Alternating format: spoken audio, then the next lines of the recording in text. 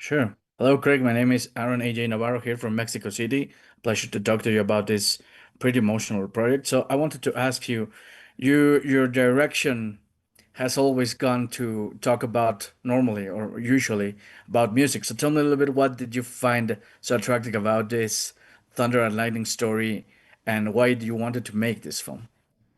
Well, I mean, I think that, obviously the music of Neil Diamond is something that was like the big bright star that I was going towards. But really, like the thing that really got me interested was that I don't think I'd ever seen a movie about like a tribute band, and also a couple, that a love story that would also be part of this tribute band. I just found it so sincere, just without any sort of cynicism. They had kind of a wild idea of what they could be and what they could do. And the biggest part of their dream was maybe playing in some smoky casino. And that's all they really wanted. That would have been the extent of their dream come true. And I found that to be so refreshing and so rewarding, that they could find happiness with something that a lot of people would think is so small or insignificant, but to them it meant the world. And so that's really what ultimately drew me to the story. Also, I like the tone of the film, Greg, because it seems to be like a very joyful first, then it goes all the way wrong, and then it gets kind of gets up high over, and then it goes low over. I think it kind of captures the whole essence even of the song blue song. Thank you, thank you. I love that the intro of Song Sung Blue starts off with him saying, "This is not a sad song," Yeah. and really that song is kind of like a little bit of an anthem. Bad things are going to happen. There's going to be struggles, but you can get through it with a smile to some extent. And I appreciate what you said about the tone, because it's something that I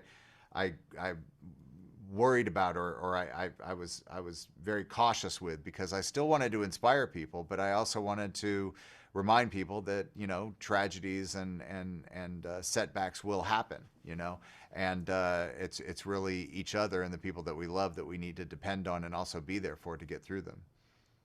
Sure. And Craig, also, I wanted to ask you about the thank yous, because I know you thank in the credits all the way last to Eddie Vedder and Neil Diamond. So tell me a little bit about that. Thank you. Why did they have this honor in the film? Because they're two artists that I think understood that, who their audience is and who Yeah. the people that they respect and love are, and that's musicians. Neil Diamond heard about the documentary that Greg Coase made, and when his publishing company was saying you can't play the documentary without permission, Eddie Vedder called up Neil Diamond and said, "Would you please watch this documentary?" And Neil Diamond gave them full permission. When it came time for us to make this movie, we called up Neil Diamond and said, "We really need your music." He was so supportive of it, and so gracious. But then it was also time to call up Eddie Vedder and say, "Eddie, we'd like to use Alive, off of your album, your first album that has never been used in a movie or television show."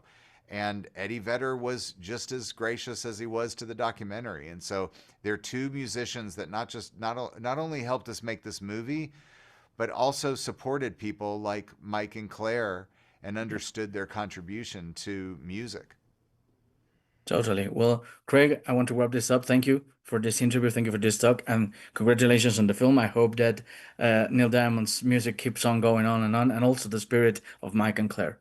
Oh, thank you. Thank you. It was very sweet. Thank you. Thank you very much.